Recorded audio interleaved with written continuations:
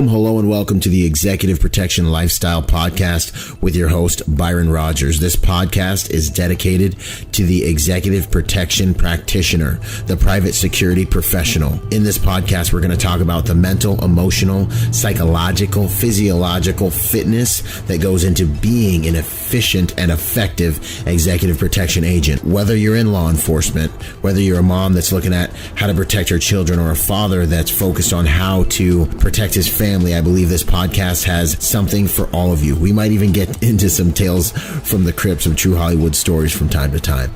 I'm doing this podcast because I feel the reality of this job is simple. If you really want to be good at executive protection, it's more than just a job. It really is a lifestyle. And those of you who've been in the game for any serious amount of time, you already know what I'm saying is true. So if that sounds interesting to you, enjoy the show. Out.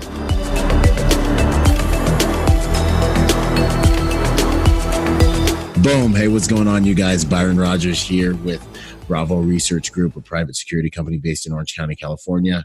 And I'm here with Felipe and Erick from T3 Protection. How y'all doing? Yeah, man, I'm glad to have you guys on the show. You guys are doing something a little bit different. And that was really kind of my inspiration for bringing you on the show. Are you hearing that background noise? I am hearing some background noise. Ironically, it sounds like dogs. Anyways, yeah, man, I wanted to bring you guys on because you're doing some new things, some cool things, and show me some stuff. And I think the industry can really benefit from it. So, no, of course, man, of course, absolutely. Let's have that. Like we talked before, when we first got on this subject at SHOT Show, it's the dog game is really picking up because people are really seeing the advantage of having a canine on the team. So yeah, and we'll dive more into that, as we talk today. But it's definitely it's a game changer, man. Heck yeah. No, I think so too, man. Absolutely. We actually do use canines at one of the faith-based organizations that I work at. Ridiculous deterrence value. A guy might not be scared of you. He might not be scared of the dog, but he knows like the dog might get him, and it really does work really well. And also, we have people walking up all the time that are like, hey, what's your dog do? Is it a bomb dog? Is it a drug dog? And we're like, an everything dog, everything ever. It's a whatever you're doing bad dog. That's what it is. It's a don't move too fast dog. Yeah, exactly. So no, I'm excited about this, man. So what is your role? We'll start with, hey man, who are you? What's your role? I am CEO of T3 Protection. So this dream unraveled earlier this year, 2018 actually. I started piecing things together on what we could use as the advantage, that one leg up in this saturated industry that we're in. So for us, it became very clear that it was the dogs. Me being former Army, did 8 years, few tours to Afghanistan, military police. It's very important to see the benefits of having a dog team, not only in a military asset and law enforcement, but also private sector. So that's where we capitalized, and T3 became a thing. That's what's up, man. What does the T3 stand for? So T3 is my initial partner. May he rest in peace. His last name started with a T, and there was three of us. So it was him, T, and three of us. Okay. Well, yeah, man. As simple as that, no really complicated meanings, no. Yeah, no like ancient Greek. No. Okay. Ain't nothing wrong with that,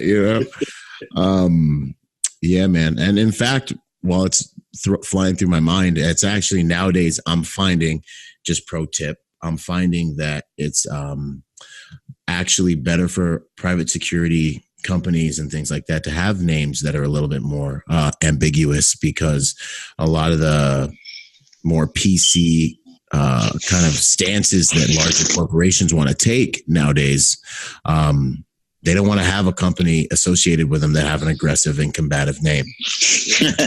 Right. Armageddon security, Prometheus protection. Yeah, man. Like, I didn't want to say anything because there's someone out there who has a company name. I know it. I'm sure. I was just guessing just to make a funny, but no, I know. I'm sorry if that's an actual company. I'm sure it's a company. It's very common. We could scroll down that list on the PPOs in California as well as the Florida Department, licenses. I'm sure we get a lot. So that's good. That's a good move. And Erick, man, what's your background? What's your stance? Well, background is I was in the Army for a number of years. I was in a special operations community from the 75th Ranger Regiment my whole time in. 5 tours between different countries. And then I was a normal dude kicking in and doing all that stuff. And then I got slotted to do dogs. So the rest is history. Got in a very, very small niche when everybody who comes out of that community is usually a shooter, right? And I found, okay, well, where am I going to take this in a game of chess, right? It wasn't checkers at that point. Okay, I can shoot. Let me go shoot. It was more like, okay, how can I go about it to where I'm not getting lost as a piece of sand on the beach? Yeah, getting washed out. So, yep. So then the dog world, I got out of that after being successful with that. And then I got hired by a very prestigious special operations community to be a trainer for those dogs. There's probably less than 5 of us in the country. And then got out, private sector, and basically took the vision of what I witnessed as a handler and a trainer at some of the highest levels. And then started figuring out, okay, well, how can I take this? Because there's still people that need protection that are in law enforcement. They're not in the military, right? There's still other things. So how can I bring this me niche and provide value to these clients? Yep. That is the name of the game, dude. Providing value. That's what's up, man. That's solid. So, and then also another thing you said there that was awesome is, and another kind of theme that I think a lot of people are probably starting to realize is a lot of this game, success in this game is being able to differentiate yourself from everyone else and give your own value, like just because someone else is doing something and it looks really good, maybe that's not your move. You know what I mean? You need to find a way to give your value to your demographic, and don't be ashamed of what demographic you're a part of.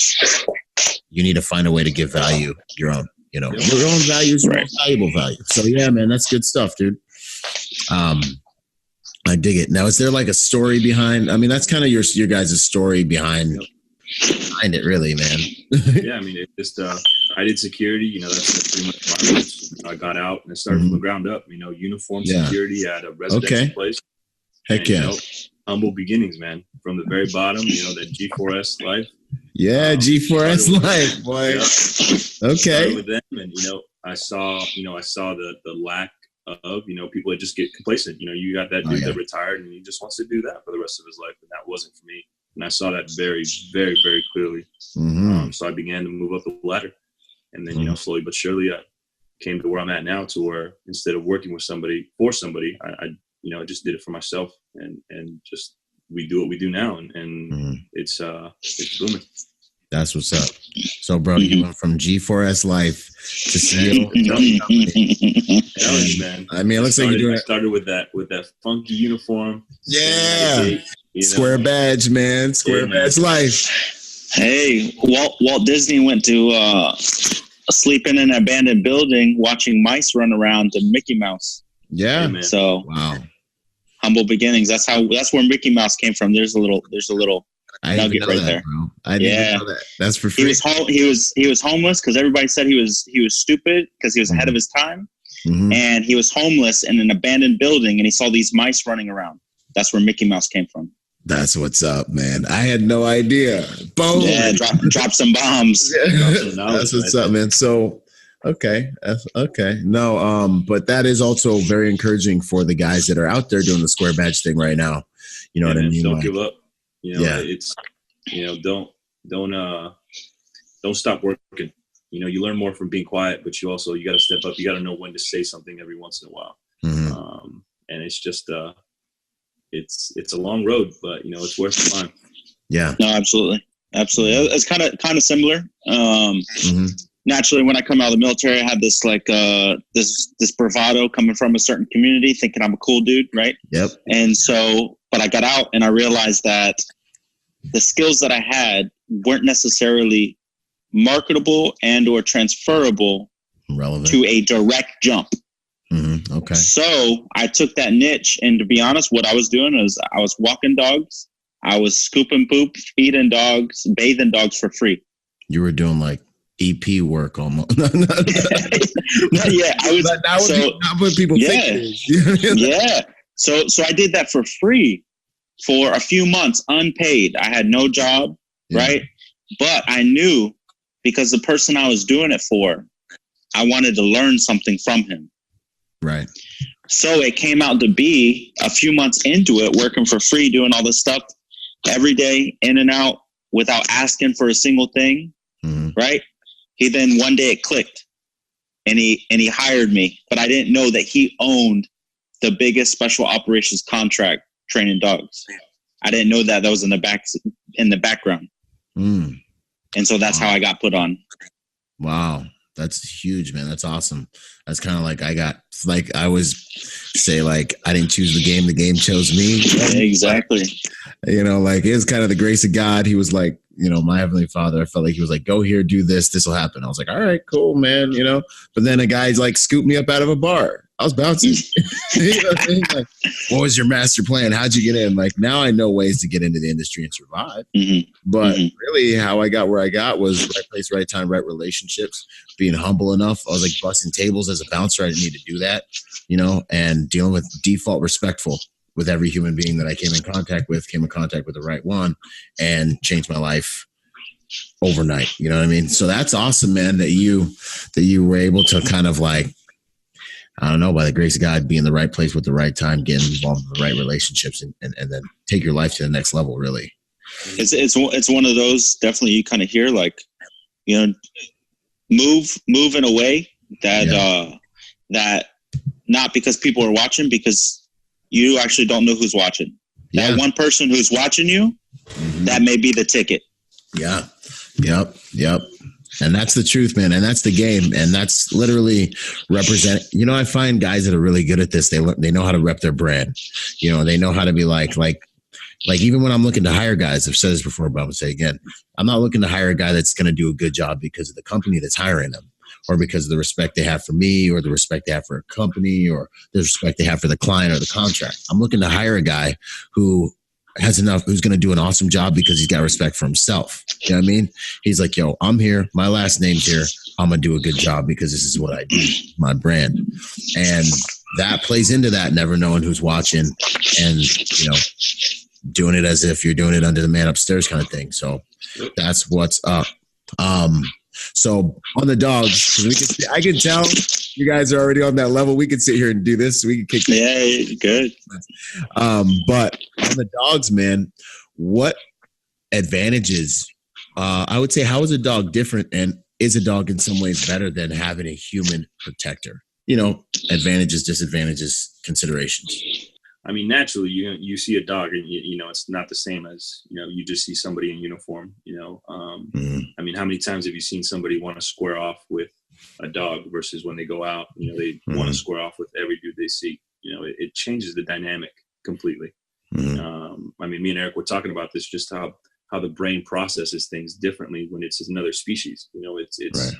It's just different. Right. Just like with anything, when you see another species,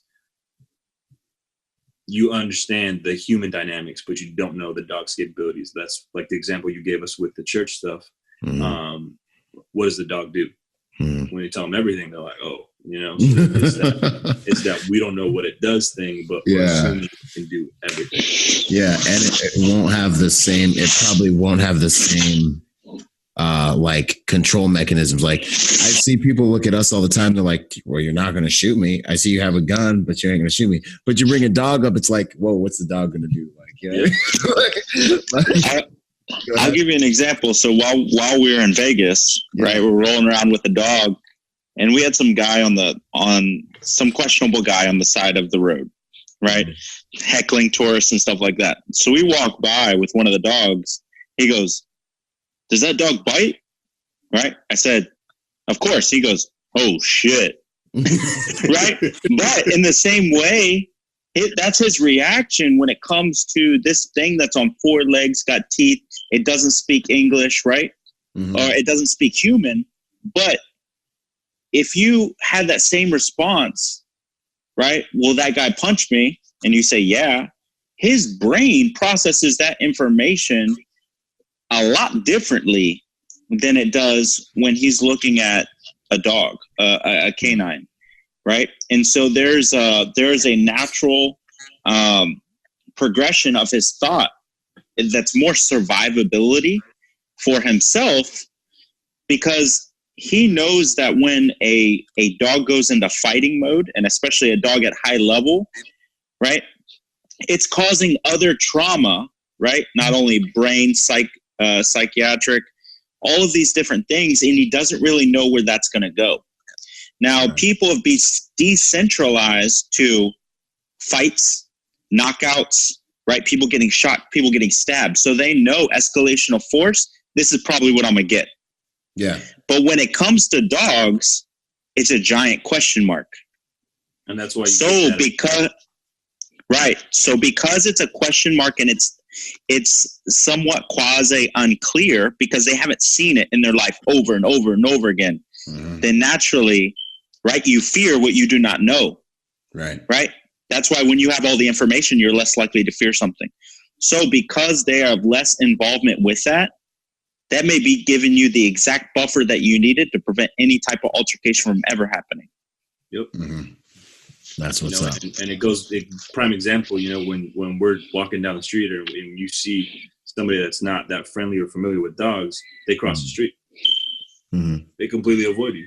Mm-hmm. And we get that effect when we pull up to whatever scene we're at, and if we're securing a client, if we're doing a transport, if we're at a residence, whatever we may do, as soon as we pull the dog out the truck or the kennel, it's game over. Everybody's like, oh shit, they got dogs. Yeah. Right. Yeah. So that's the effect you get.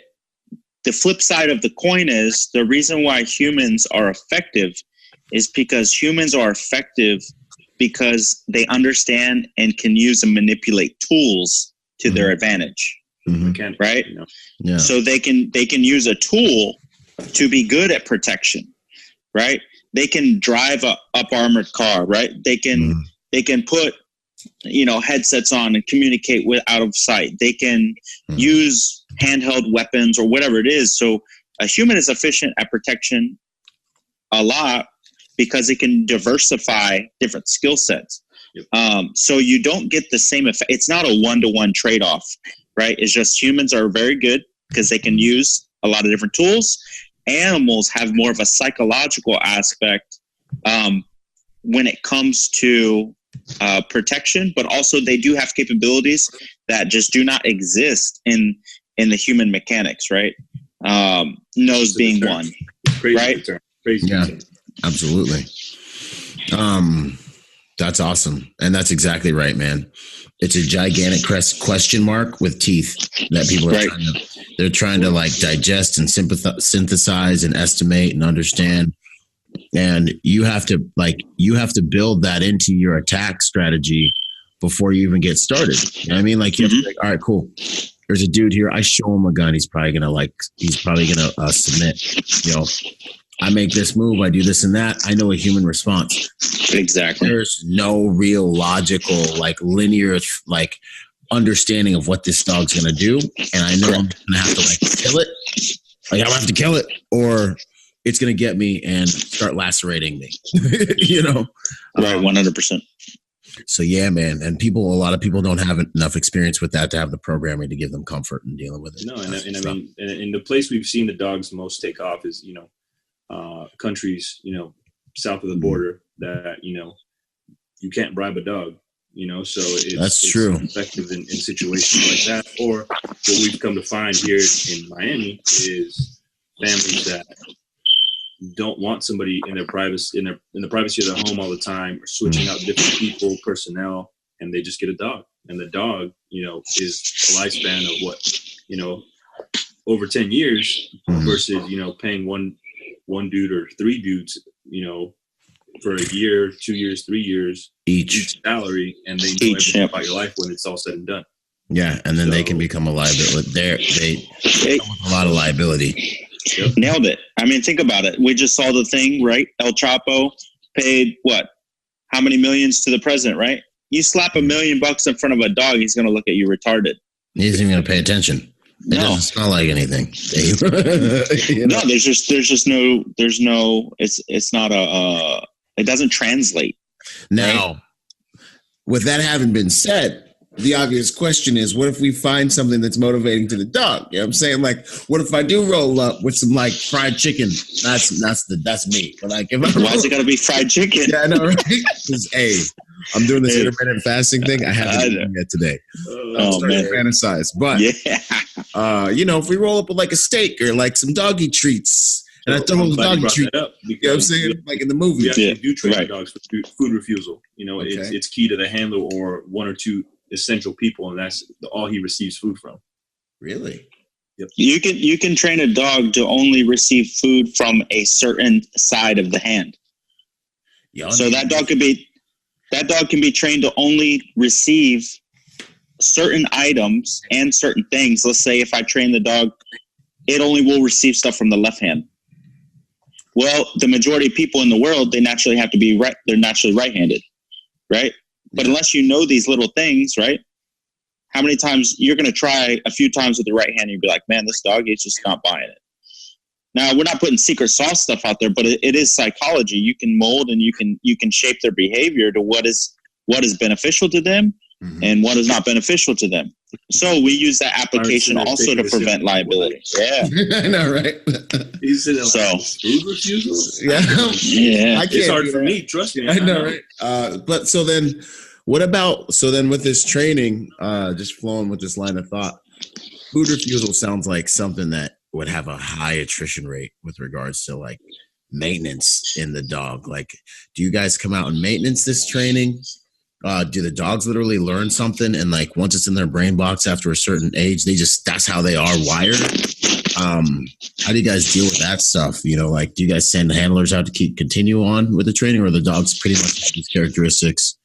And if the owners are responsible, well, I mean, just like anything, you tell a client, hey, don't do this, most of the time they'll forget occasionally, but it's for us, we have a program with the specific client, depending on, how often they travel or what it may be. We either come out to them, we train the dog on things, or while they're traveling, we take the dog in for the board and train, and we retrain it on things that they want to touch up on, or teach it a new thing or anything like that, and just refresh on things that they want to see more often, or that we know is not happening much with the dog.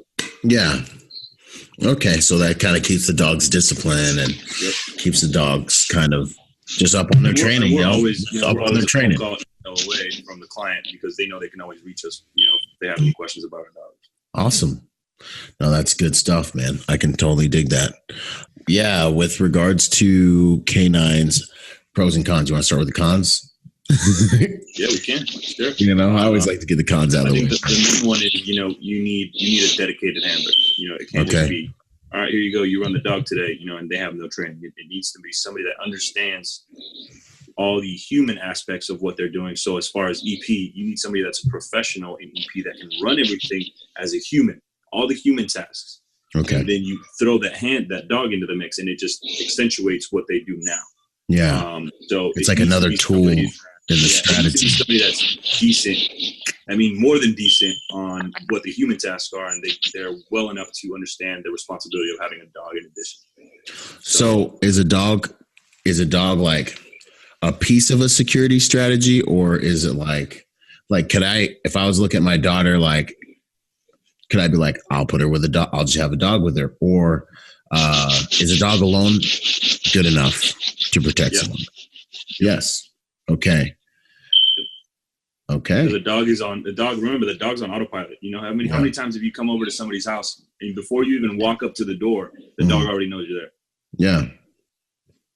Or you come home late at night and the dog's asleep, but it wakes up when you get home. Right. They're always like that. So it's not going to be that, oh, okay, you know, a person needs this much rest or anything like that. So that's actually a good topic. That's a good point that he brings up in regards to can a dog be a standalone? Can it be a standalone protection? Yes, in the sense of naturally, there's only so far something can go, right? So a dog is not going to escalate and neutralize a threat, right? So that is a capability that it's not necessarily going to do, right? It's not going to go and rip somebody's throat out, right? And so in the sense of if your daughter's getting shot at, right? So there's some limitations there. Yeah. However, what the dog does provide is it allows you to flex. Meaning, not in the sense of like boasting or bragging, flex, but what I mean is it gives you a buffer to position the dog in some type of lull, like I'll give you an example. Okay, say you're with a principal, right? He's hired one or two dudes. Yeah. Okay, what happens when the family splits? Who's going where? Yeah. So now you can send your well, no. I'm not saying like divorce splits. What I'm saying is mom and daughter want to go to the mall. Yeah. Husband wants to go to New York for a meeting. Right. Okay. But hey, you have one or two dudes, right? So now you can take one asset here, but now you take a dude and a dog, or just the dog is left with the family. That's better than zero. Right. So it allows you to flex. Now, can I take the kid and go and let it go to the park by itself as a reasonable parent? And it's a reasonable age? Yes. Can my daughter go to the mall by herself with the dog? Yes. Right? So I think, like kind of relative to the threat, essentially. Like if you're like, if you're watching out for dudes in vans with AKs, you need to have some humans watching your back. Correct. If you're like, my wife has some expensive jewelry on, she gets harassed, we don't like it, you know, I don't want her to get kidnapped by like just some street thugs or something. The dog's good, unless you're like a sophisticated outfit, who's really serious or something like that. That's what's up. Yeah. Another big con too is, is the lifespan of the dog. You know, has a shorter lifespan than, us as professionals, we can go work 20, 30 years, versus a dog, What's the working lifespan on a 12 to 15? So you're looking at that span for it. So, okay. 12 to 15. Around what age do we get these dogs? Do we get puppy T3 dogs? Like, no puppies? No. You better just love it what age it is. That's what's up. So usually 2-3 years, we have to make sure that they reach mental maturity, just like, just like we did, versus from that transition to, E3, E4, E5 kind of thing, you're really almost there, E4, E5 level, maturity level of understanding. That makes sense. Do we get baby Byrons? Do we get baby Byrons when we hire the company? Is that what happens? You don't want baby Byrons, man. Eat you out of house and home, bro. Right. No, that makes sense. That's point well taken. So are there specific types of like teams in application to security, like that dogs are most well outfitted for? Is it primarily an EP role or like square or site security, or what would you guys say with regards? Remember, dogs can be used with other things outside of just MT, so they have detection capabilities. Yeah. So, we do have that as well as, the protection aspect of things and for building sweeps, you know what I mean? Like a venue, like, I know you do a lot of concert stuff and the religious stuff that you do as well for protection. Is it easier to have a team of 6 or do you need a dog team? There's just some things you need a dog for. Like there's a certain you need that. I think a study just came out where the military spent over the past 10 years, it was like a few $1 billion on different tools and different equipment. And at the end of it, after a decade of testing, they came out that there's no better tool and or sensor than a dog. No, I remember that. I remember hearing the same thing, bro. That was like a year or two ago. Yep. Yeah. That nose is just hard to get around. So really, I mean, they do have multiple applications, like with regards to anything building related, with regards to anything searching related, vehicle stuff, with regards to, the protection side of things as well. No, that's what's up, man. Let's see. How do you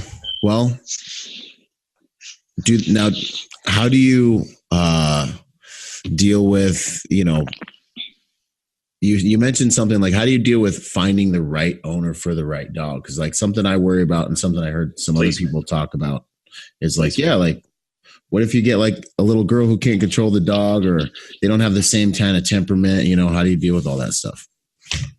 Well, I mean, it's not so much that can't control the dog. It's more so we make sure that we steer everybody in the right direction to where the dad and the little girl know exactly how to handle the dog. Now, mind you, a little girl's not going to take in the information as much as the adult will. Yeah. But we like to pair our dogs that are, they're at soft level, but they also have extreme sociability. As you saw our dog, my dog Zeus, when you saw him out at that place where we were at, music was going, people were drinking, he was just chilling. No aggressive trait at all. But when you flip that switch, you don't even need that much strength to hold the leash or say the command. So placement is everything. Of course, lifestyle falls into everything we do for pairing with our clients. We're not going to give a huge dog to somebody that lives in a condo, drives a little sports car, tiny female. Of course, if that's what she wants, that's what she wants for a lifestyle. But we would recommend something that would be easier for her to manage with her lifestyle. Yeah. Right. And that's 100%. You have some people who, they want to be able to do X, Y, and Z custom lists, right? Think about if somebody's to order a custom car or a house, right? They have their must-haves and then they have their absolutely not budging points. Yeah. So the same thing is with the dog. You have a client that all he has is 2-seater cars. You know what I mean? So his request is, I want this size, this temperament. These are the things I'm doing. This is my day-to-day lifestyle. I also need the ability of this, and this, right? So what we do is we take dogs that are already in our pipeline, right? And then we see, okay, it's like a quarterback. When the NFL goes, okay, which quarterback is going to fit our system closest? Now we're going to figure what are the attributes that match what we're going to need and what we want to do. And then now, size, height, requirement, blonde hair, brown hair, whatever it is. You start getting super custom. So then when we provide this custom dog that's tailored, that's where the importance of matchmaking happens. Not for the dog's sake, but because that dog is filling a role in that person or client's life that is beneficial and is complementary and not a liability. Right? So when it goes, they have to have the right temperament according to the client. You may have a person who doesn't care about dogs, but absolutely knows the beneficial. He's probably not he doesn't need a teddy bear. Yeah. Right? Maybe he just needs to stick this car inside of his rare car collection building. Yeah. And he hangs out with it when he's at the office, make sure it's good. But that's it. That's, you know what I mean? Or maybe you have one who this thing needs to be an absolute thunder buddy teddy bear. Yeah.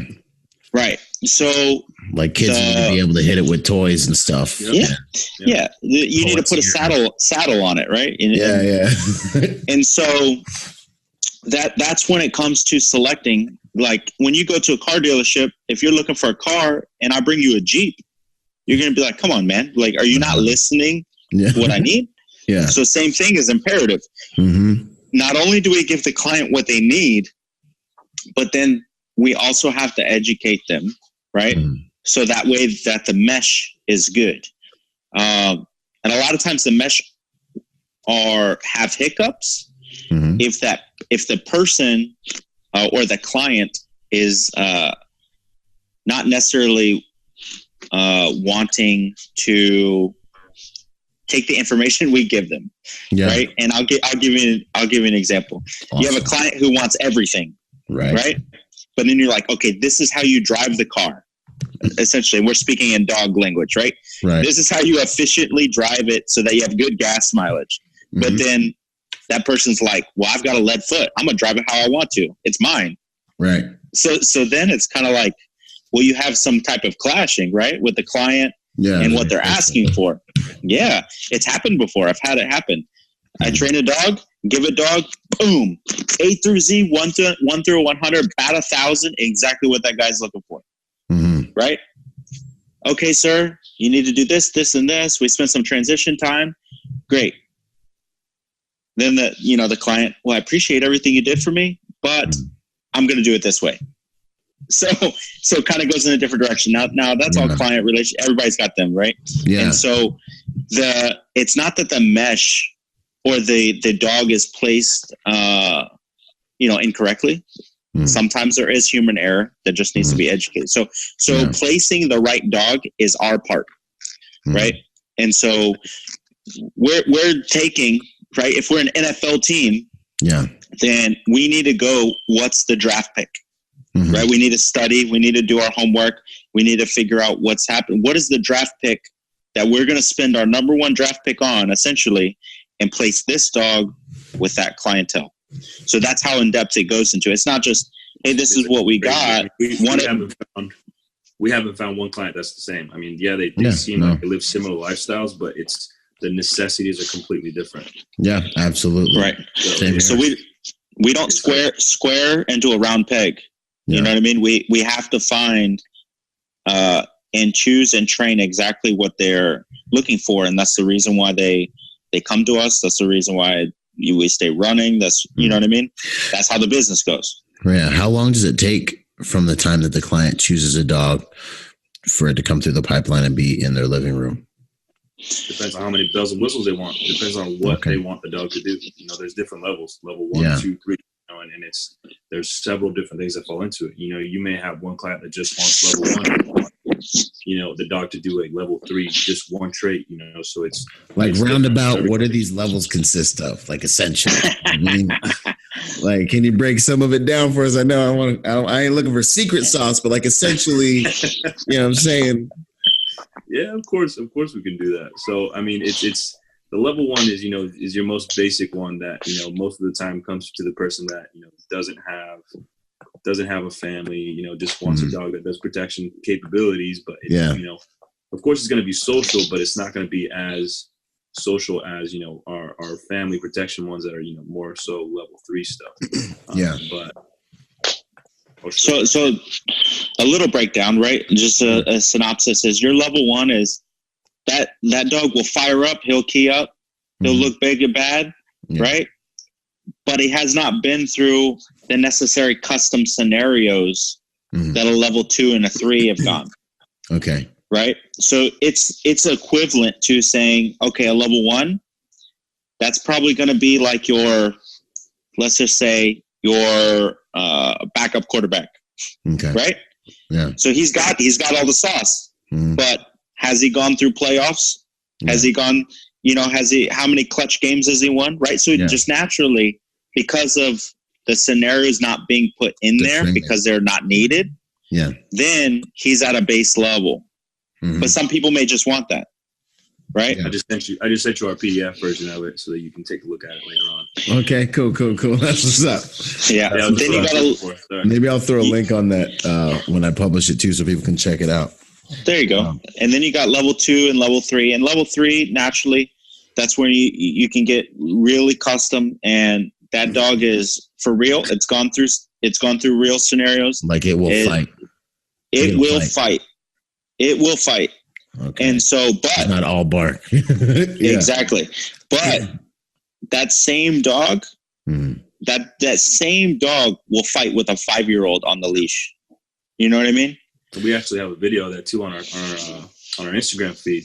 of a 5-year-old girl handling my dog Zeus and sending him in a training scenario on a bite to Erick on a bite sleeve, and she didn't have to pull on the dog or anything like that. The dog knew when to be in between the person that was the threat and the child, without even without a question. He automatically knew who the focus was, what he was doing, and he just on and off switch. She pets the dog after he does a bite. He does a good job. He chills, looks at her, and then goes back on to look at the guy. Okay, so it's beautiful to see that switch, because most of the dogs that we've seen, military, law enforcement, you see the dogs that just have that one switch. Like when they send the dogs, you don't move. Don't move is usually what they will bite you. Because I have cop friends, man, and they be complaining about working with dogs because they get bit. Like in the team, they get bit. Yeah, that's that's completely, 100%.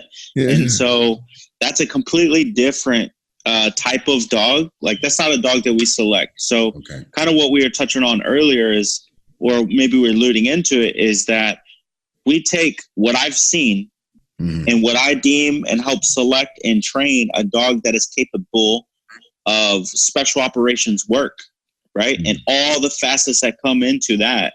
Yeah. And then now we find ones that are social, right? Okay. So they're at that high level, but then we need to find a social without losing that capability. So now we're taking from a pool like this and we're shrinking it down, right? Okay. And so those are the types of dogs that we are selecting, training, and using for our clientele, because when people naturally think of dogs, they think of two things. They think police or they think military. Naturally, or the dog that chased me home, or the dog that chased me home. What I mean is in regards to work, protection, work, right? A working dog. You think military, you think of police. Yeah, true story. No one right now is really putting EP work in that same category. Yeah. Right. So that's where we're coming in and filling the gap and educating what we've seen through OCONUS, through CONUS, through military, through police, all of that. There's absolutely 100% that these dogs can be applied in this community and in this line of work. In this way. That's what's up, man. And I think really the sticking points, if you will, like the friction around it comes from, I got VIPs, what I'm saying? I got billionaires, you know what I mean? Yep. Yeah. And they do anything, including spend hundreds of thousands of dollars a year to protect their families, And I think there's a certain degree of, unless you're a dog guy, of worry, because the dog still represents a question mark in everyone's minds associated with putting that dog around your kids if you're the billionaire, or bringing them on your detail if you're the DL. So how do you guys approach that? You know what I mean? That's I think that's the barrier you have to overcome. And I'm glad you brought that up. So we make sure that all of our clients get educated on as well as comfort, the TTPs, and they fully understand every capability that dog has that's with them on the team, or that's sold to them, or that's temporarily assigned to them or around them. We make sure everybody understands what the dog's capable of, the comfort levels, what to do if this worst case scenario, what not to do in this worst case scenario. So we make sure that everybody understands very clearly what to do. Also, on top of that, the reason why clientele up to this point in 2018 have a preconceived hesitation, sometimes we have to get past, is due to lack of education, right? The question mark comes from literally lack of information. It's literally like guns. It's literally like 100%. Talking to someone who doesn't know about guns, and they're like, but it's a gun though. And you're like, right. They can't. So, right. Unless you. So 100%, that's a great analogy. That's a great analogy. So the reason why is because their education up until this point has come from, right? Cops, Hollywood, and military, right? Because they have not seen the types of dogs companies like us provide that can have that on and off switch and reliability and socialness without lacking on the protective or the detective aspect. Because whenever you have a client, normally, right? And this was like the first topic, even the first question, is their brain naturally is like standoffish. Whoa, different species, different creature, doesn't speak human, doesn't walk on two legs, right? Yeah. So the brain receives the information different. Yeah. Right. So with everything that they've seen, right, it's what's been fed to them is dogs that are not social. So many do not pet patches, right? All these people that don't allow them to handle working dogs and don't allow all of this different stuff. So naturally the connotation is caution tape. Like they're literally firing in their brain pictures of vicious dogs. Yep. Like they're imagining that dog attack them. Yep. Yeah, I mean, like it's actually I hate saying this, and I think it's hilarious at the same time. It's a form of prejudice, is what it is. You know? No, it is, and that's a great. But we have to, we got to profile. We got to survive. Yeah, I mean, right. If it's not one of your dogs, it might be an issue. You know, what I mean, right? It really is. And I saw this little slip on this little snippet on social media, and it was a guy named Tyler, the Creator, right? A lot of people know who he is. And what he brought up was a conversation of like, and this kind of goes into the prejudice form. They're like, well, are people racist?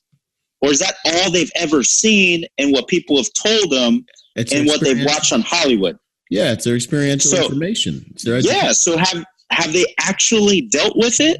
Or are they just being force-fed with a hose that all of this misinformation? Right. In the same way, when it comes to working dogs and protection dogs, the information that allows them to form a prejudice or a bias on that decision is what they've seen, right?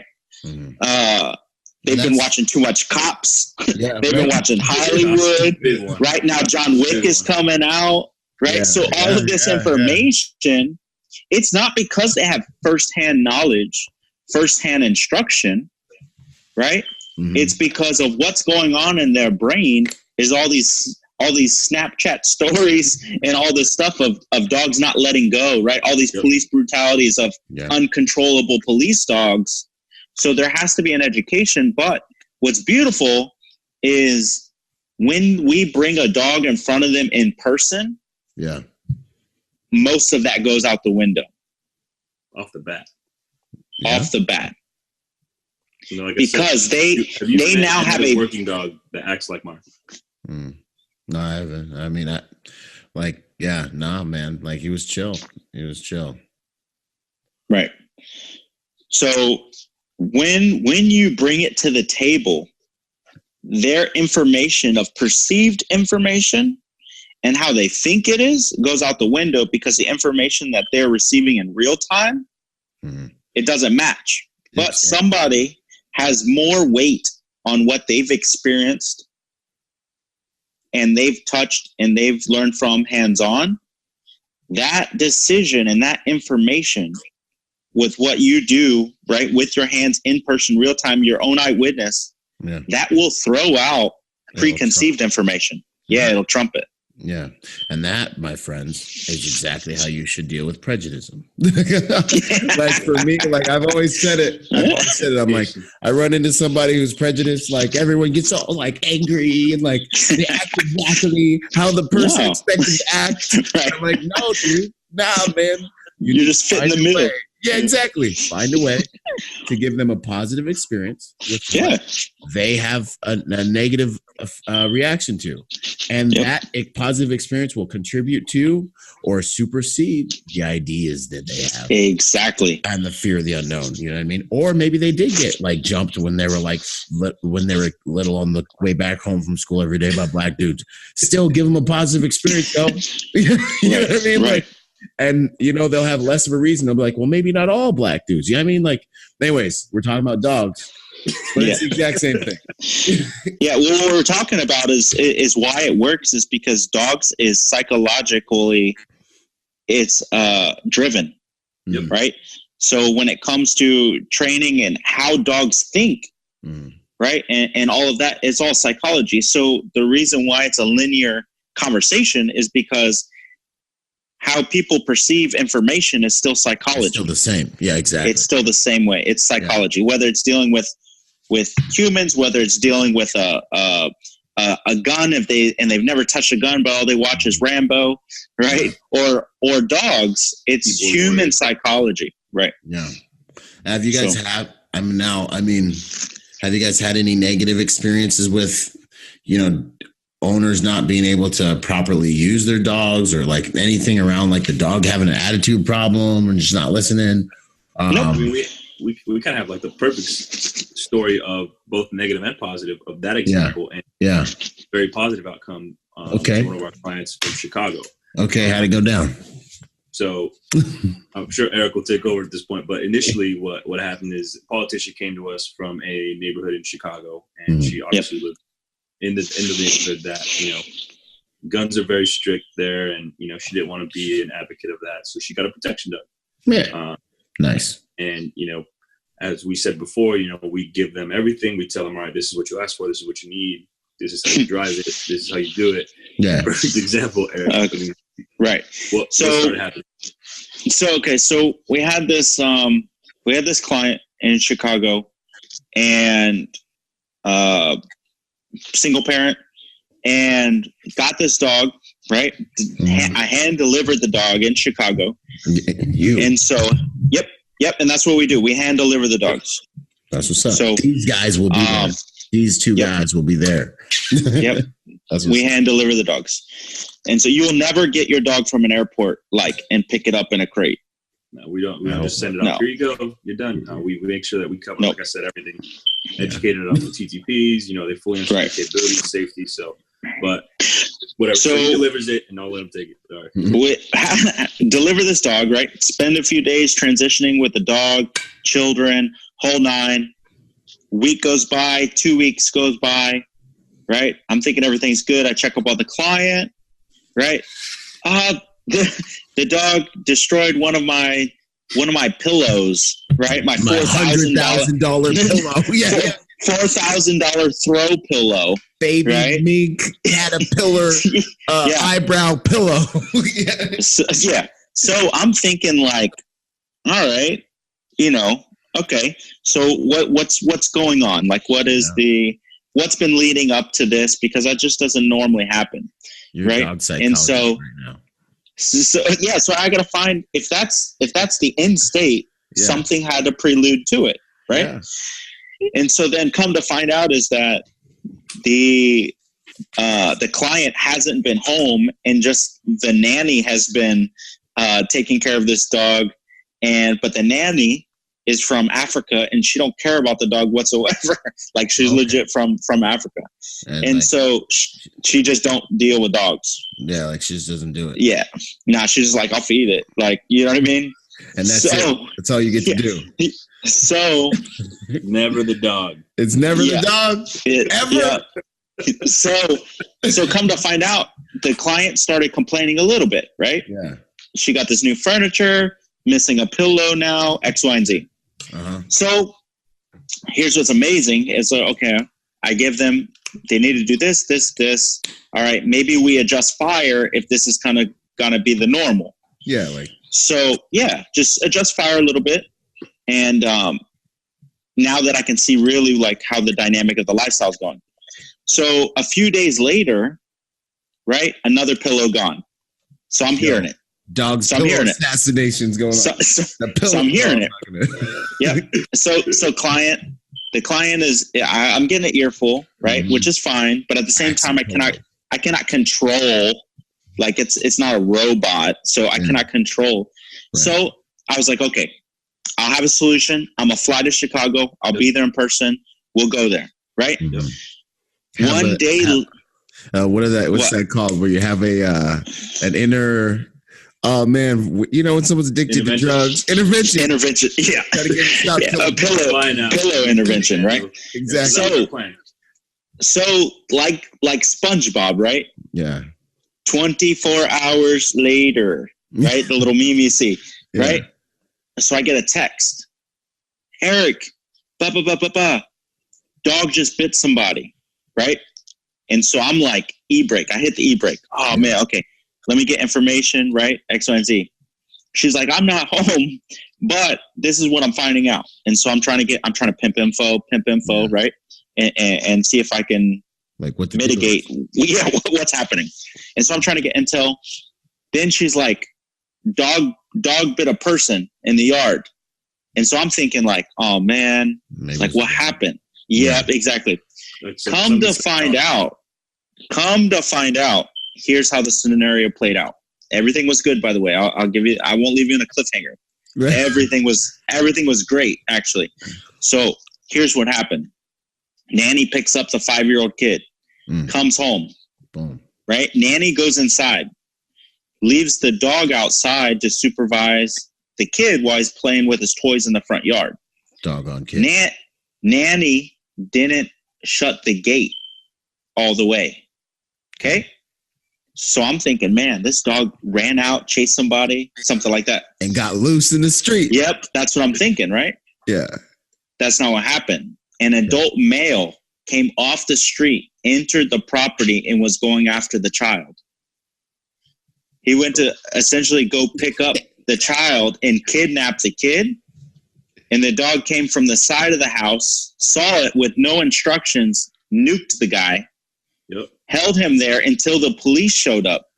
And the dude. So the nanny was oblivious to all of this, but that guy could have easily kidnapped that child.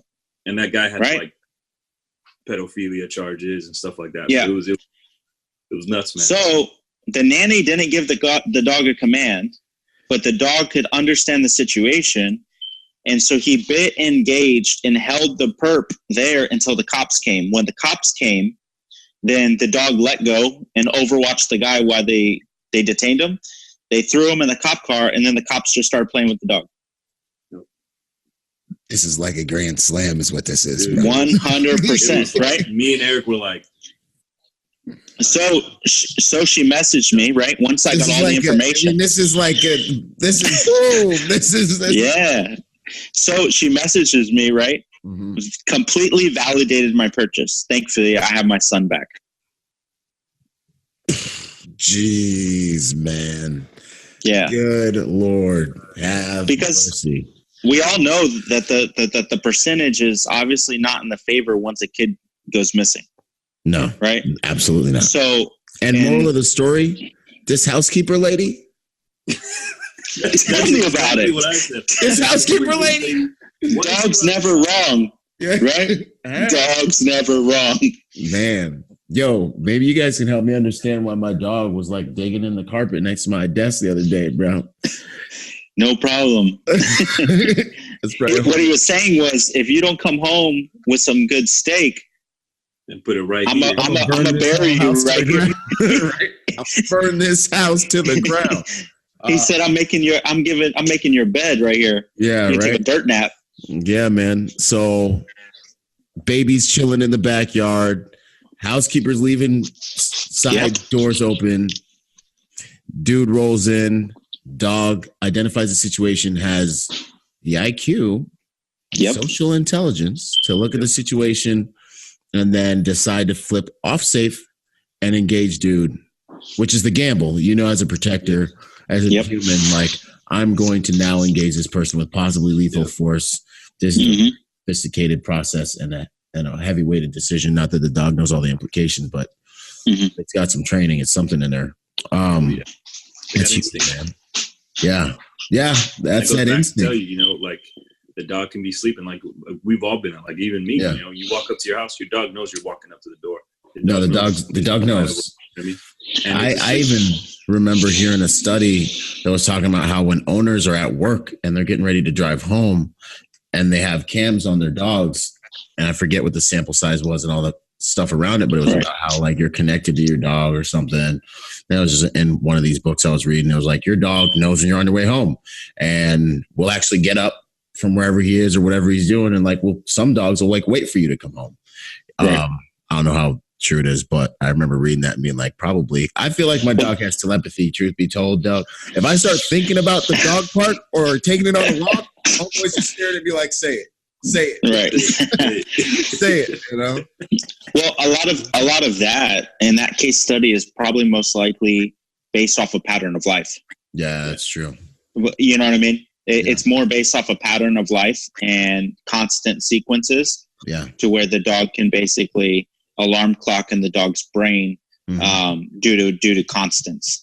So, but yeah, so the dog decided, because it's seen scenarios, right, and everything like that, and you know, it made a decision that, man, I've seen this before.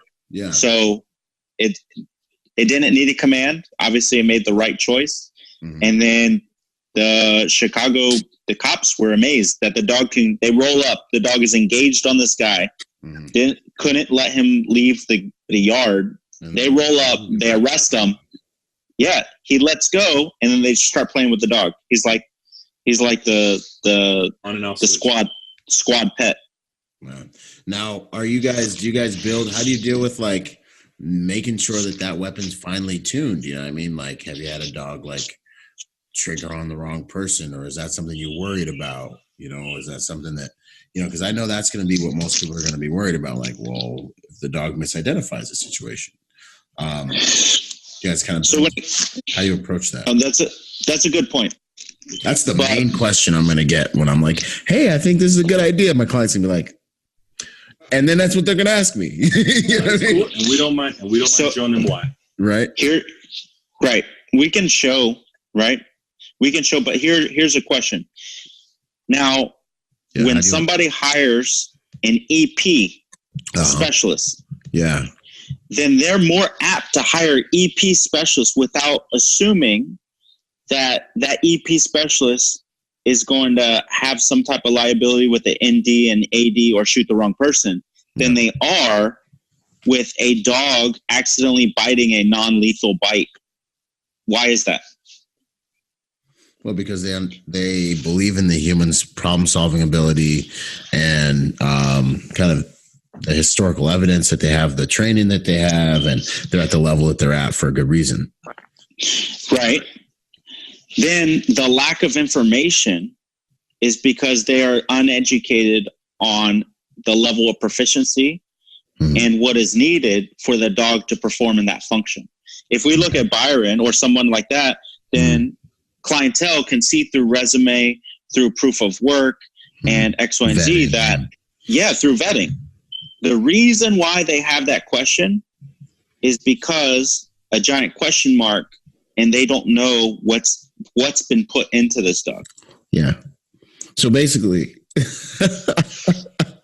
they've seen a lot of dogs that really lower the level of trust in the species rather than exemplify the level of prejudice. This is prejudice. Freaking yeah, dude. It's prejudice. I didn't want to say it again. I was like, but really, how do I make this No, work? it is. They've been seeing experience. No, Fluffy, no, stop. Right. Please come back, Fluffy. Fluffy's running around, tearing stuff off, people. And those but that's the problem. That's the problem in the industry. Yeah. There's been such a gap. So because there's a gap, there's also a lack of information. Right. That's where we come in. Fill that gap, provide education and value. Yeah. That way that question mark goes away and it becomes an exclamation point of, damn. I can trust this thing. Exactly. My gun's not going to go off on my counter right now. 100%. What I did is I sent you some videos too. Yeah. We have the majority of them on our YouTube channel, but I sent you some videos that we made. Just to briefly show some capabilities that, some clients ask us about. That's the key. Over-educate until there's no more questions. Because once the client has no more questions, they don't have an excuse not to hire and or buy. Yeah. Right? Yeah, it just becomes a trust thing at that point. Rapport. That's what's up. Okay. What about now in terms of your guys' dog versus other working dogs? We've kind of touched on this. The differences seem to really be that your dogs, I mean, I don't know too much about other working dogs, but what sounds like you guys are saying is this on and off switch. The dog has kind of a social intelligence. It's not like it's like being in the armed forces, like being a grunt Marine versus having to do EP. Yeah, I mean, like when I was in the Marine Corps, I was able to just be black, dark, hey man, you want a sandwich? Kill. Yo, let's go to the store. All right, dog, kill. Yeah, I mean, everything was killed. Exactly. You know what I'm saying? Tattoos, pizza bones, rap, loud country music, rock music. Yeah, I mean, like we're just wilding out. Yeah, I mean, now, it's Grey Poupon and all these other things. Exactly. Social intelligence. If you don't have finesse, you're not going to. Before they were like, Byron, are you here? And you're like, raw. Yeah. Raw. You know what I'm saying? And now you're here. Yes, I'm present, sir. Yeah, yes, sir. Exactly. Yes, ma'am. What would you like? Team's here. Exactly. No, that's what's up. I dig it, man. So, and to touch on that, right? Mm-hmm. A police dog is not a EP dog, right? However, an EP dog can be a police dog. Does that make sense? Like Tom Brady can be the backup quarterback if he wanted to. Right. Right. But not everybody can beat Tom Brady. The backup quarterback can't beat Tom Brady. And I find that in the real world too, man. Like you get some military PSD dudes, I'll go in the house with them. But like you get them around your client, you're like, bro, this was a good idea. This was a good idea until I put you on. Yeah. Now, exactly. You're stuff. You're doing things like, you know what I mean? That's another pro. I'm gonna make a course about that for all y'all out there struggling. You're like, man, your socks don't even match, dude. Yeah. Yep. If and don't tell the client you don't eat rabbit food if he offers you a salad. Eat a salad. There you go, bro. Eat a salad. Right. You know what I mean? With the correct fork. In the correct hand. You know what I mean? Like I said, that's another pro as well. Back to what we touched on with the whole family. You keep the dog at home with the family, and that's usually enough sometimes as a deterrent when there's no active threat, just in case measure. Yeah. And the dog's not going to mouth off. The dog's not going to do something disrespectful. The dog's not going to do anything that a human error can do. Because I know you've experienced it where you put somebody with a client and they're like, send him back. I don't want him.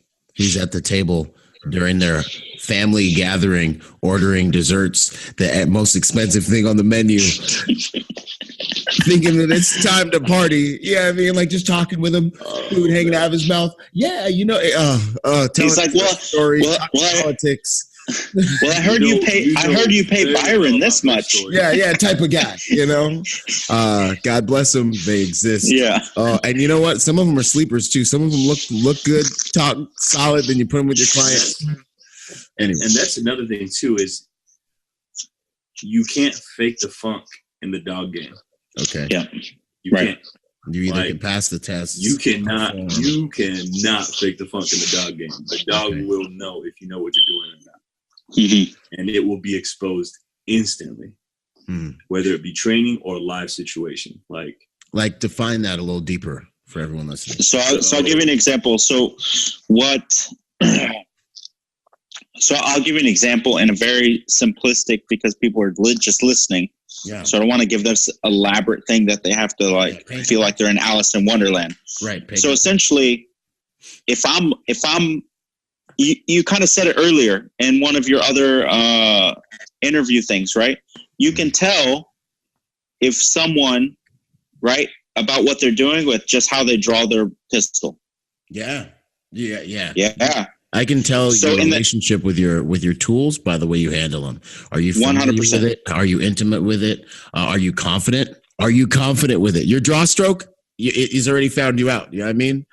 Exactly. And so in the same way with a dog, because the dog is living and active, it has its own brain. Yeah. It has everything. So the dog will expose if you're caught lacking, because you have to think. Say you have a person, and let's just say you have a leash. We're just going to use that analogy. Now, our dogs are off leash and everything like that. They're all trained. But let's use this leash in the sense to paint the picture for the listeners. You got a handler, and you have a leash that attaches from handler to dog. Mm-hmm. That leash is an information highway. Mm-hmm. So that dog knows when it's being picked up 0.3 millimeters, when there's too much pressure, when there's less pressure. Okay. In the same way, your car will rev the engine if you're lacking in your pedal, right? If you're a little too heavy, that engine's going to let you know. In the same way, how that dog's body language is like driving a performance sports car. So there's a feedback loop. There's a feedback loop.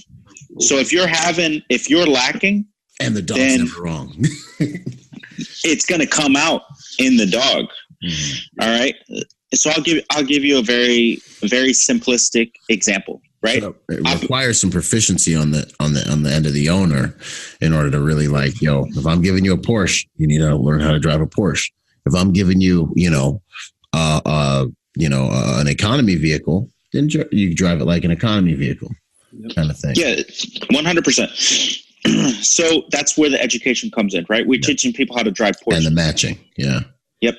And so if I take a dog, right, all dogs have a response system in their spine and in their neurological response inside their brain called opposition reflex. Okay. Oh, okay. Right? So in the same way, if you're standing on the edge of the pool and somebody just places their hand on your back, then naturally what do? You lean back against it. Yeah. Yeah, right. So it's a natural response. You lean back against it because you don't want to get caught lacking and thrown in the pool. Right. Right. So in the same way, if I'm applying backwards pressure on the leash, that dog's brain and his spine and everything is receiving from that leash pressure, even at the slightest, that dog's body stance will start moving forward. Yeah. Right. It's like putting a car into neutral. Right. It'll start creeping forward even with no gas pedal. Yeah. Well, it's like you're trying to control me kind of the wrong way. You're uncomfortable. I'm uncomfortable. You're pulling rank on me right now. The communication is not efficient. Yeah. So that's going to get exposed in your dog as the same way as like how you run your kit. Now, how does it get exposed? What happens? What does a dog do? Well, it just if it's a wrong response direction, instantly the dog will let you know. Like the dog won't budge. You know what I mean? Usually, like it's like changing gears. Yeah. If somebody knows how to change a gear, you won't hear the grinding. If it's somebody smooth. doesn't, you hear the grind. It will be smooth. It'll be obvious. It will be a scene. People will turn to look. So your dog, the same way, your dog will do the same thing. I've seen people, try to correct the dog the wrong way, and the dog turns to them and like, "What are you doing? I'm right." And we're not talking from a client perspective. We're kind of talking from a handler, like on a team type of like running a dog. Yeah. Right. So we're talking about running the dog, and a capable dog team handler and dog, then that dog will expose the proficiency and the competency of the handler. And so essentially now I know the answer to this, but I'm going to ask it for all the people that are like hesitant. So is there a threat or a worry about the dog having an adverse reaction and like biting someone if they're dealing with them wrong or becoming hostile? No. So that term in the dog world is called sharp. Okay. Right. So a sharp dog usually has a very low titration level. Titration. I mean, titration is essentially their ability to pain tolerance. Low titration level. So low pain tolerance will mean like if you do a hard correction or anything, like it'll yell or yelp or screech or bark, because it feels it a lot. So it's not resistant to pain as to where so like you take, I guess you'd say. Right. So you take a less aggressive has a lower pain tolerance. Is that what you're saying? No, I'm trying to bridge the gap. So there's a combination, right? Okay. So high titration, you could beat this dog with a baseball bat in the face and it don't care, right? Just steel jawed, right? Yeah. Right. And so it's like Rocky punching the Russian, right? Yeah. Whatever. Like, you're angry. I get it. Yep. You're mad. So that's high titration. Okay. Now, if you have a dog that is sharp, they usually have a lower titration but a higher defense. Okay. Meaning, sharp is just the dog's reactivity. Yeah. So if I give the dog, Yep. If I give a correction to a dog and the dog deems that it's unfair, then that dog turns on me and wants to eat me. That's a sharp dog. Okay. Meaning his tolerance is very low, but his defense is up. Yeah. Meaning he goes into self-preservation mode faster than on something small than, let's just say, a different dog. Yeah, right? like this dog's got PTSD or something. I mean, not necessarily. If you were going to relate it to human reactivity, it'd be like all of a sudden the dog's in like emergency mode, and it's not an emergency. Correct. So it's like if you were out at the club, right? You bump into a dude. And then you're throwing haymakers. Yeah, and he's like coming through the crowd at you. You're just throwing haymakers. Okay. Right? Or you have the mental capacity and maturity to, oh man, he just bumped into me. Yeah. That's it. There wasn't like nothing. I'm not making nothing out of it. Yeah. But that's something the dog turning on the handler is more something you see in the working dog community versus in a family environment. Because a family environment, it's not going to have, like you saw my dog, I had the best, an e-collar, the flat collar. So there's different levels of things that we do. It's kind of like a kit for us or the suit. It knows it's work time, and working mode is completely different from family protection mode. And the dogs know that and understand the environment. So to kind of circle back, when it comes to a sharp dog, we don't have them for that reason. Beautiful. The reason is because you are getting, even though that dog may be a rock star, but if it's a hothead, then it doesn't work for us. Got to go somewhere else. So you're explaining basically it's a true EP dog. Like it's not like it's literally like the guys that can't make the transition from direct action and being hard all the time. They just don't fit into EP. They need to do something else. Now, I'll go into a house with them, but I can't put them in front of my client. Essentially, we're doing the same thing. The dog has to have the social acuity to be able to fit your guys' mold before they're even, And at the same time, what we're relating it to, is like we mentioned before in the beginning, this very saturated industry that we're in. Yeah. It's so saturated with people that are like, I'm this, I'm that, I'm that. Yeah. But then we know that they're not because of how they act and how we act. There's a big difference. For us, you can recognize it. But the client won't know. No. But we will know. Right. Absolutely. So it's the same thing with the dogs. So what I'm saying is we don't recruit no Johnny Manziels. You know what I'm saying? Right. we don't. They can throw a football, but they ain't. You know what I'm saying? We no hotheads. So to answer your question, that's how we actually mitigate a lot of our liability.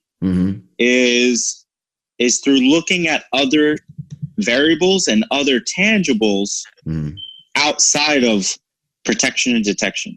Okay, that's well put. So you can take somebody, like you're saying, boom, can shoot his ass off, right? He can move. Second draw. They start doing dumb shit. Right. And then they can't figure out how to dress, right? They're looking retarded, or they just don't know when to stop having verbal vomit in front of the client. Yeah, or being hard to people who hardness is irrelevant. Like, that's the cook, bro. Like, they don't care about what you did in Iraq. Put the car seat in the car. We need to leave in 5 minutes. No, really, put the car seat in the car. That's why I need it's the exact same. You take how you look at somebody who needs to be a high-level proficient EP person with that type of clientele, well, that type of clientele are expecting that type of EP person, right? And then there's certain clients that need I need a dude who's like on like military death row, like ready to, what I mean, I need certain kind of guys, like the security you see at like conventions and stadiums for like concerts that are just there, and you're like, you're security, you know what I mean, like. That's kind of the levels that it compares to with a dog. It's the same thing, You have people that are just watching hallways, all the way up to people that are organizing like sophisticated movements and organizing like government assets at a SEER whatever event. We don't waste our time with those lower level ones. All we do is up here, because anything other than that, we don't want room for error. We don't want any of those margins for mistakes. None of that. And the clientele really validates what you guys need. first and foremost. And placement's everything for us. We're not going to, if we have a little bit of doubt of a dog, we're not going to do that dog. We're not going to place that dog with a client. Now, is there a certain, like, around how much time should a client spend in your guys' training? Like when you fly out to check with your, to bring a client, a dog, around how much training does it take for the clients really to be able to generally to be efficient and effective with the dog? Is it like you guys spend a couple of days with them? You guys send them some videos? Nope. So it's a good question. Usually kind of the baseline is about 3 days. Is you can get a lot done, proficient and confident in 3 days, because it's a lot easier to instruct a novice handler, which usually is the client, with a veteran dog. Okay. And then also a human has a higher IQ. So you can explain and articulate things and cover a lot more ground in a short amount of time. More quickly. Right. Yep. And so usually it's about 3 days would be like our shortest, and then up to a week. And like, most of our clientele are moving and jiving all the time. Yeah. So they're moving and jiving all the time. So you're not really going to get, a week. You know what I'm saying? Yeah. They may block off a few sections of each day, cancel some meetings, move stuff or whatever to, do some of the training. And then, but they're usually not dumb people either. Right. Yeah. Or designate somebody on the grounds or on the team that's like the dog guy. That's the main thing we do, is we have them select somebody designated for everything the dog requires as far as daily necessities, so that it can function without the need of the actual client being there around. It's already mitigated. It's already dealt with. Somebody already is going to do it. Yeah, and reinforce the training and stay current with all that. Right. But most of the time, these dogs and these assets are literally the client's pseudo pets. They treat like they can have movie time with them. They can sleep with them and everything like that. But they also have that capability. So like you're explaining like this, essentially what you're saying, it sounds like it's a well-rounded dog to where it has friendship capabilities and working dog capabilities all fused in one. And that's really what's kind of new in the marketplace with you guys. Like someone who's not like a dog expert handler dude can like kick it with the dog and it's cool. And when it's time to go to work and like walk little Sally, around at the mall, it's all good. Now, in terms of like, I know dogs get clearances, like comfort dogs and working dogs like that. Do you guys' dogs come with any of that? Do you guys handle all that, or is that on the owners to? So we handle all of that. That's the perks of things that we do. As a trainer in the industry, then I'm able to. I understand most of the law when it goes to the dogs. Yeah. And so as a trainer in other organizations as well, then I'm able to certify and credentialize the dogs. Awesome. That way these clientele, they can go wherever they want. They can go to federal buildings. Here's the beautiful part. That was my next question. Where can't you take your dog? And so inside the continental U.S., under federal legislation, as long as the dog is certified underneath the ADA or the American Disabilities Act, then the dog there's nowhere a dog cannot go. I'll give you an example. So you walk inside a federal building, right? You already know what you can't take. Right? So that is the hardware. Yep. Dog is unaffected. You go to a city establishment or anything like that, right? That says you can't bring. Yep. Gun-free zones, campuses, all that stuff. Yeah. Guess what asset is unaffected? The dog, huh? Yep. So inside the continental U.S., there is no place a dog cannot go underneath the ADA law. Okay. So if there is some point of contention, right? And this goes all the way down to, even if you want to go to a restaurant and your server will die and she's allergic to a dog, it doesn't matter. That's not an excuse for you not to have your dog in there. So there's rights associated with this. Yes, there are rights associated with it. And so the only way that you could be asked to leave politely is if your dog is being a nuisance inside the establishment, but ours aren't. So in regards, you don't want to turn around and, go to bottle service with your dog. I mean, you can, but that's ideally probably the only place that I would say not where you should take your dog. Yeah, if you're going to be impaired, you probably shouldn't be driving a dog. No, 100%. No, it's the same. And those are things that education, right? We can overcome with but outside of the continental U.S., there are a few countries you can go into, but the dog won't be allowed back in the U.S. And usually there are places like Haiti, right? And so, because of the diseases, because they don't have any type of things established in regards to animals. Okay. So therefore, the U.S. government has trouble when it comes to figuring out what's what coming back into the country from countries like that, right? Because they're trying to mitigate risk. Yep. The country is trying to, you don't want the Zika virus landing in, you know what I'm saying? Yeah. So ticks and all kinds of things.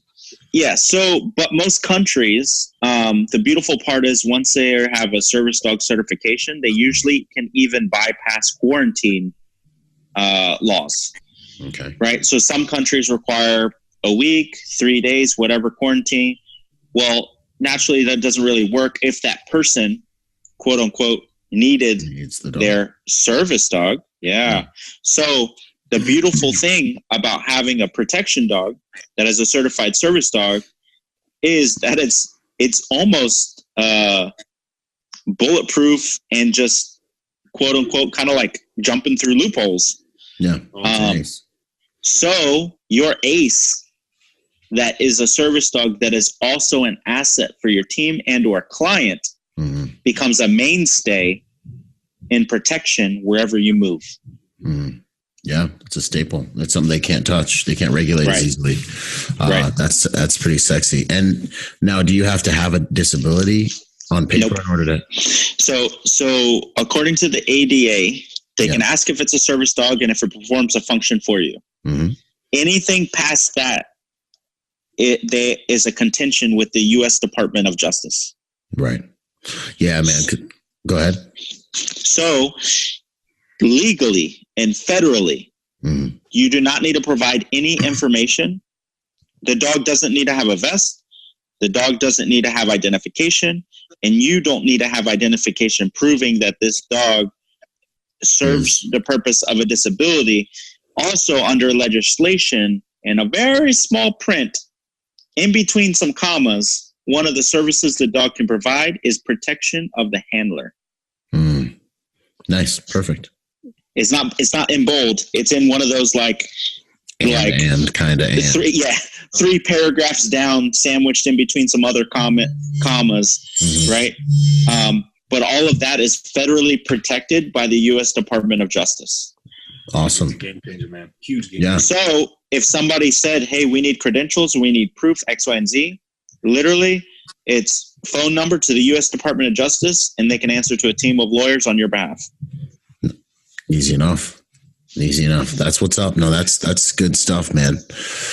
Are there any hard lessons you guys have learned on your journey of implementing and training these dogs?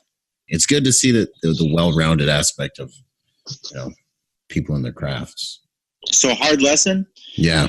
I would say from a trainer perspective, a hard lesson is that just because you've put in time and repetition, no matter how you want that dog to work out because of what you've put in, doesn't mean it's at the end of the day, it's going to cut the mustard, right? No matter if that quarterback learned for 10 years under Tom Brady, doesn't mean he has the ability to start and finish a game by himself. Yeah. So you know, we have in the same way, right? In the same way with a dog, there comes to a point where you're just like, this is not what we provide. No matter, it has to get washed out. And so, with that being said, a lot of time, a lot of effort, a lot of finances, right? A lot of investments, they can easily get washed out, right? Because we're not providing assembly lines of dogs. Yeah, it's a variable. There's a variable there. You don't have a crystal ball. So what the hard lesson is literally is don't try to force what's not going to happen in the dog part, right? So don't try to fit, the square peg in a round peg just because, man, I've been working with this dog for 3 or 4 years, right? I'm going to try and send it with a client. Okay. So hard lesson there is just, it is not, it's not easy. Yeah. It's not easy. So it's kind of hard because that goes into like a training aspect. As far as hard lessons of liability goes, there's not really any hard lessons. The only hard lesson that I would say is that there will come a point where the client, no matter how well they off, what type of client they are, and if they want a dog and money's not an option and it didn't matter what was attached to it. Yeah. Some clients, no matter how good it looks on paper, a dog is not the right fit for them. Okay, good.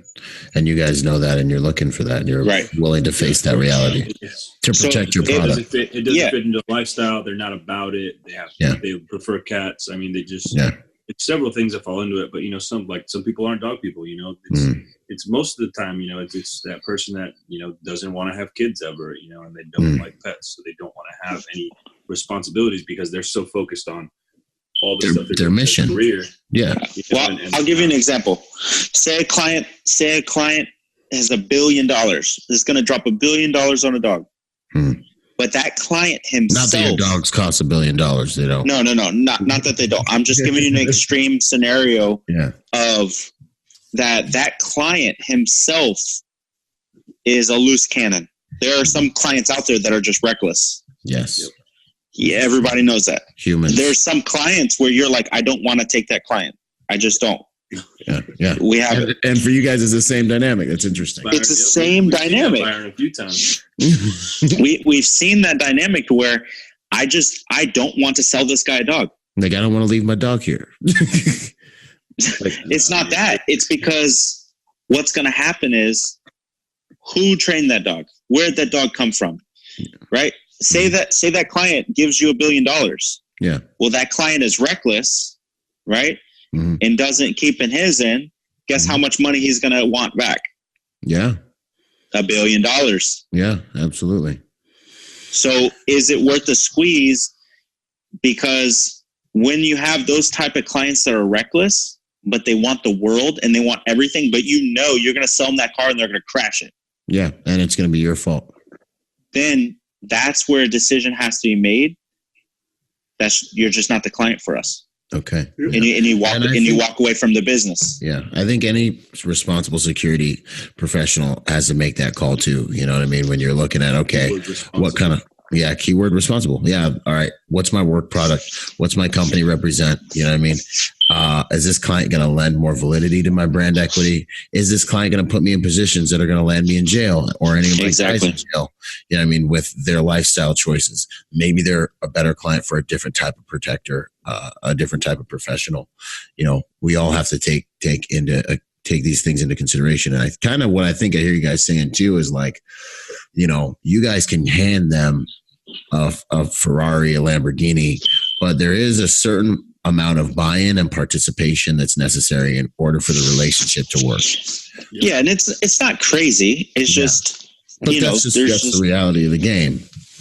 Yep. Yeah.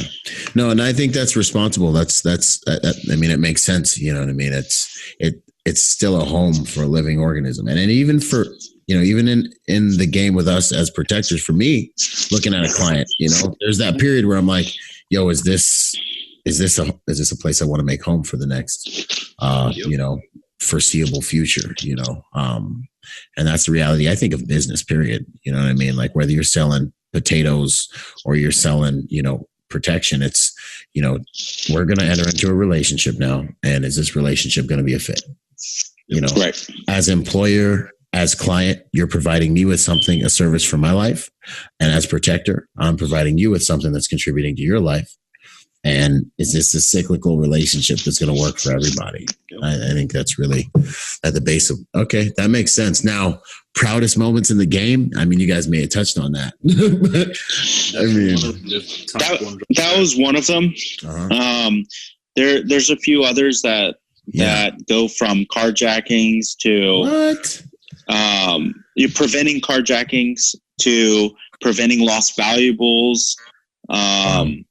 And stuff like that. So, but the biggest one naturally is not a transaction. It's literally, I mean, how can you top a client being able to go home and see their child that they had left with somebody else who was irresponsible, but your product was the variable. Yeah, that changed the outcome positively. Yep. That's huge. Yeah. And even carjackings and things like that, you guys have been able to mitigate and secure. 100%. Things, yeah. Awesome, man. That's good stuff, man.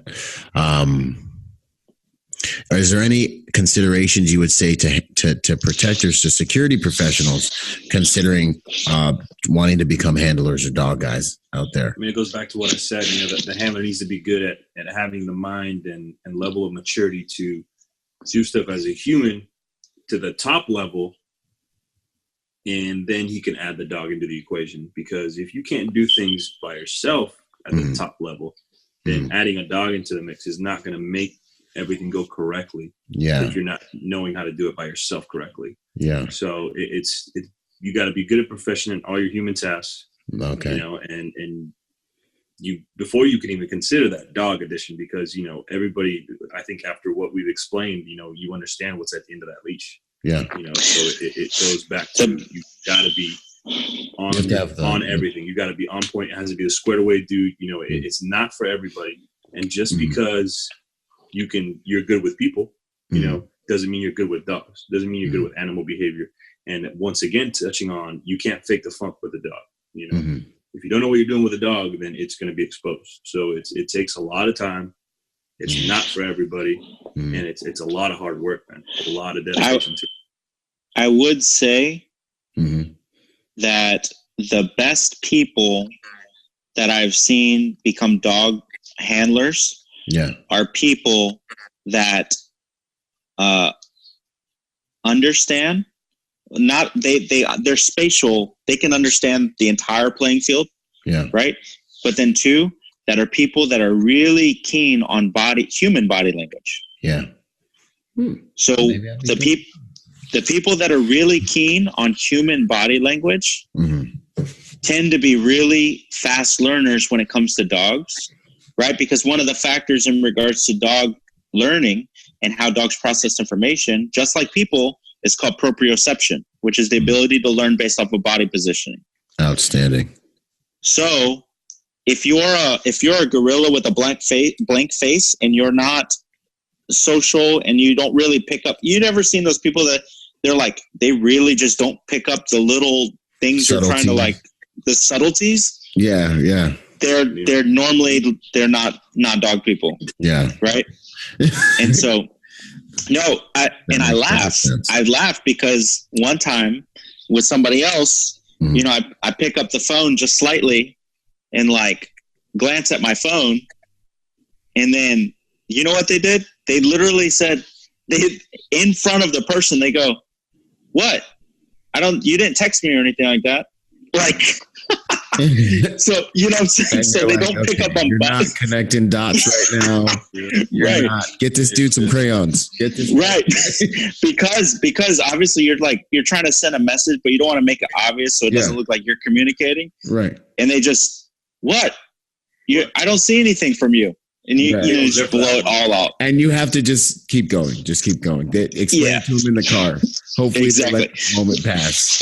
And so the small things, everybody knows just the little nuances when it comes to nonverbal communication. If you're good at being able to communicate nonverbally, then usually you have a leg up when it comes to being able to communicate with a dog, because you have to remember, dogs are masters at body language, right? Dogs don't sit there. Primary form of communication with the dog, really, pride. Yeah, because dogs don't have conversations like we do. Yeah, they're all subtle, and it gives them so much information. That's why you can see two dogs.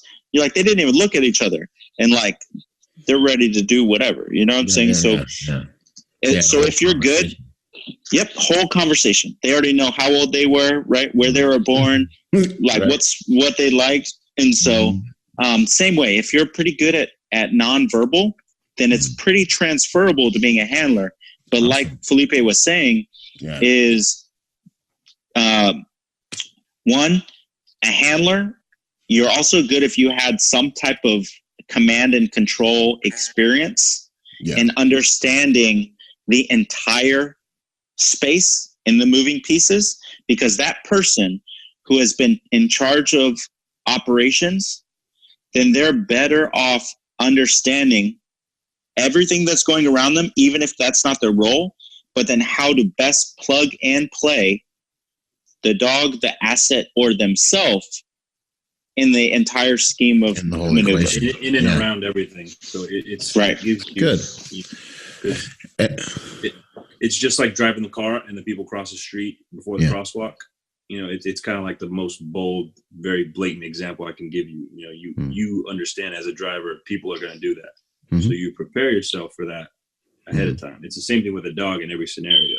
You have to be ahead of that so that you understand how to manipulate yourself as well as the dog, if not both, in that situation everywhere. Yeah. So it's almost like you need to be proficient. You need to be proficient at your jobs and your tasks, so you have the bandwidth to manage an extra piece of gear while you're doing your trash.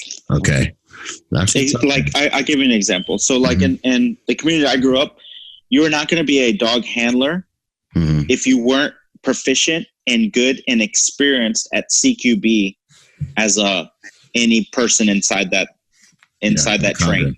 Yeah. Yep. So if you can't, you have to know where everyone's going, what everyone's doing, and where the best place for you to be in that movement is. Right.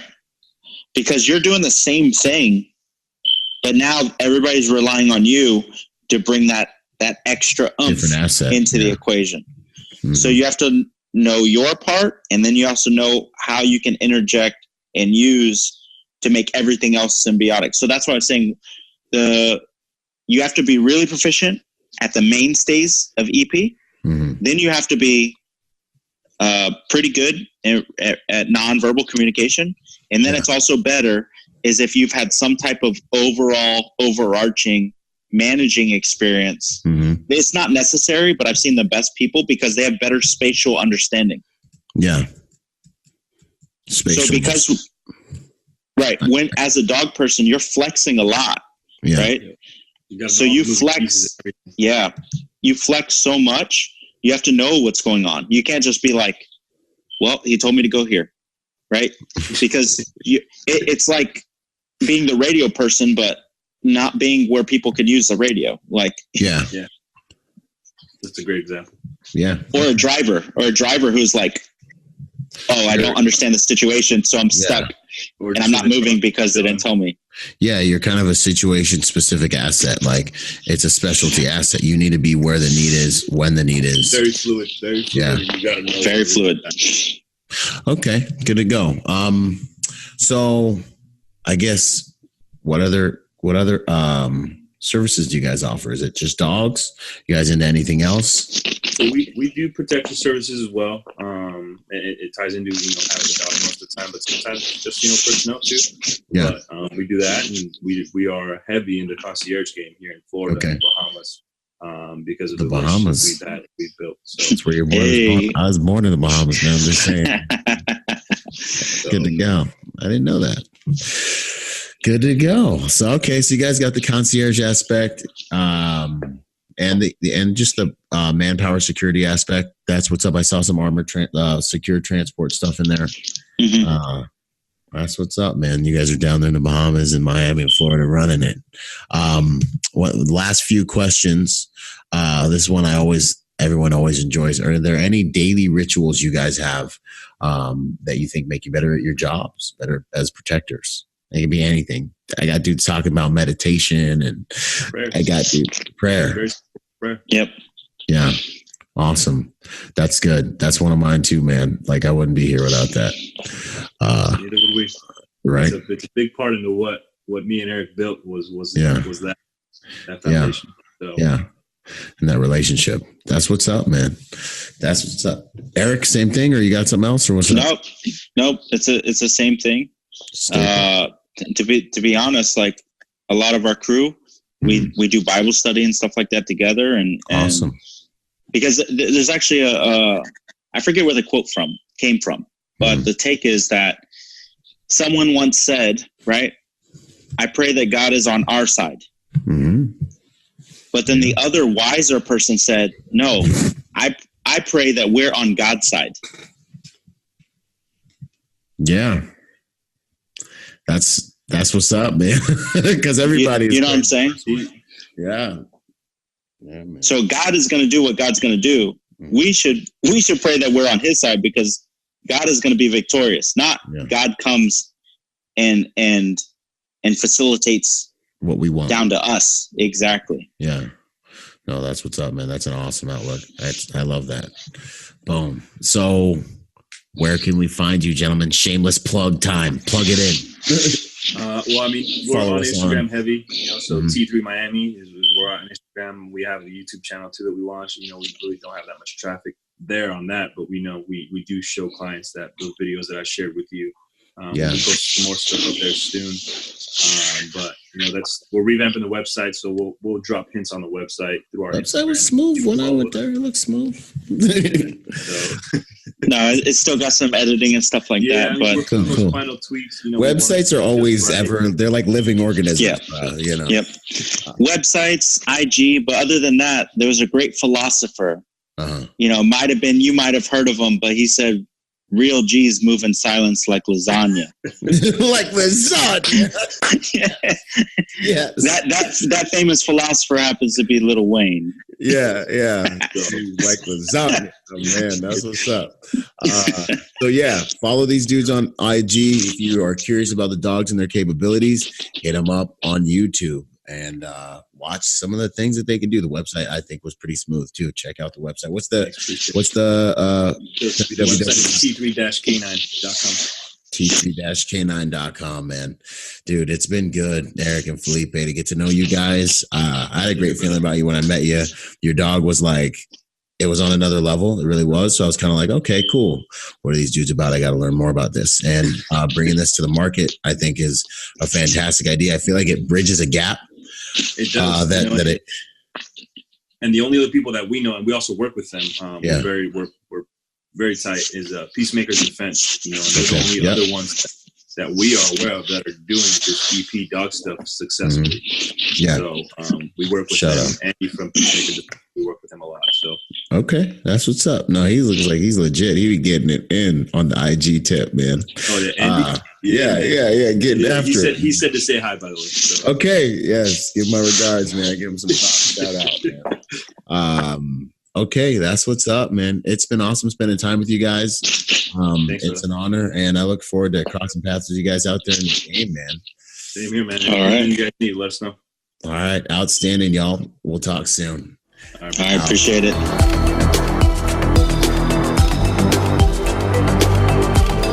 Boom. And to support this podcast, go to executiveprotectionlifestyle.com and contribute to our Patreon account.